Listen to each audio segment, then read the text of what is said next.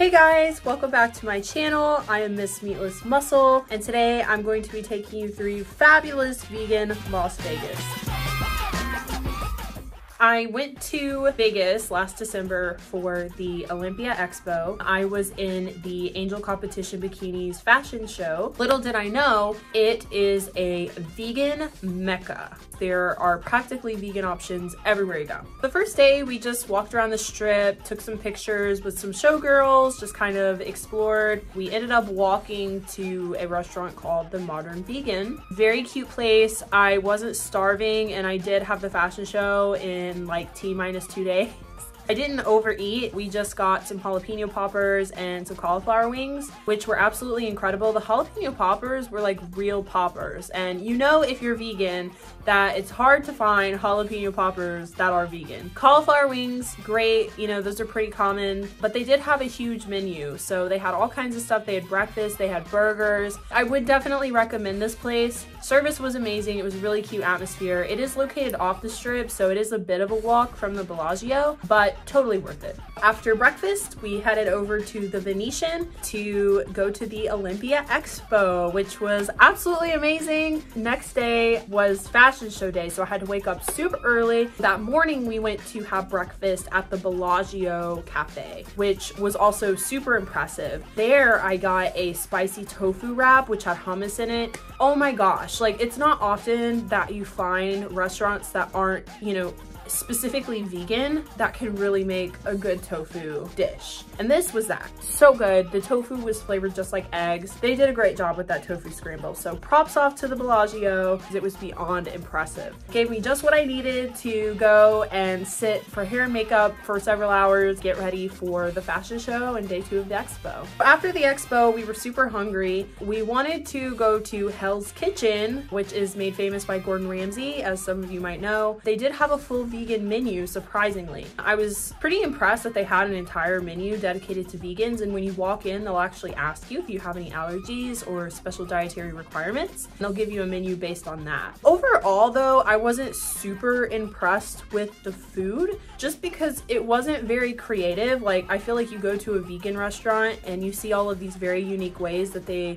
recreate meat and dairy. This wasn't so much that. Like, for example, we got some tofu scallops, which were really good. Don't get me wrong, like it was absolutely delicious, but it was just basically tofu like cut into the shape of a scallop and seasoned a little bit like a scallop. And then the other thing was a risotto that we got, which once again easily can be made vegan, and a mushroom medley. It wasn't just anything like super creative or anything different that I hadn't really experienced before. All in all, Hell's Kitchen is really cool. It's cool to go, especially like for me, we grew up watching Hell's Kitchen and I love Gordon Ramsay, so it was a really cool experience. For vegans, if you're looking for a really incredible, unique vegan dish, you're just not gonna get it there. Day 2 was the Olympia expo. Oh my gosh, one of the best experiences of my life. It was so much fun. I woke up that morning, I put on my little cute red suit that Angel Competition designed for all of the athletes. We went to get breakfast in the lobby. There was this restaurant there and it was called Juice Press. It was an all vegan cafe. They had a full menu. They had smoothies, they had smoothie bowls, they had all kinds of stuff, coffees, different snacks, little juices and cookies and stuff that you could buy off the shelves. Like I said, everything was vegan. It was so cool. We ended up getting a coffee. My mom got something called a Blue Magic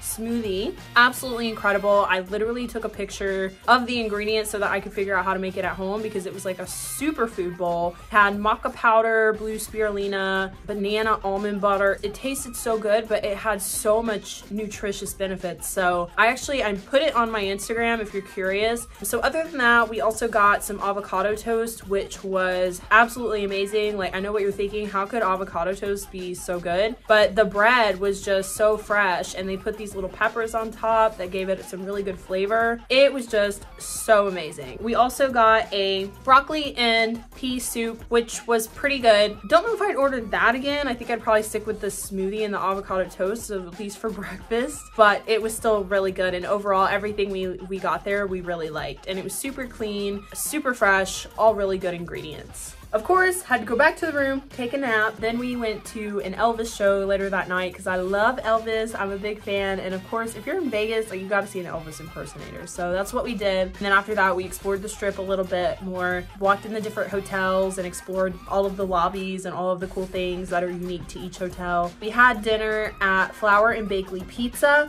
which was really good. They had one vegan pizza, so that's what we got. It was actually a really good pizza, surprisingly for not being a vegan restaurant. It was a really good vegan pizza. It had some Beyond Meat on it. It wasn't like overly heavy or overly sauced. It was just simple and perfect. For dessert, we went to Ghirardelli, which was literally right across, and they have a non-dairy sundae now. So if you have Ghirardelli, definitely go check it out. I know they're kind of everywhere. The sundae was amazing. I couldn't finish it. It was so much. It was really rich and heavy, but it was so good. We had another day in Vegas that was kind of like our free day. It was time for tacos. We went to Tacotarian, another amazing vegan restaurant. Highly recommend. If you go to Vegas and you only have time for one restaurant, I would say go to Tacotarian.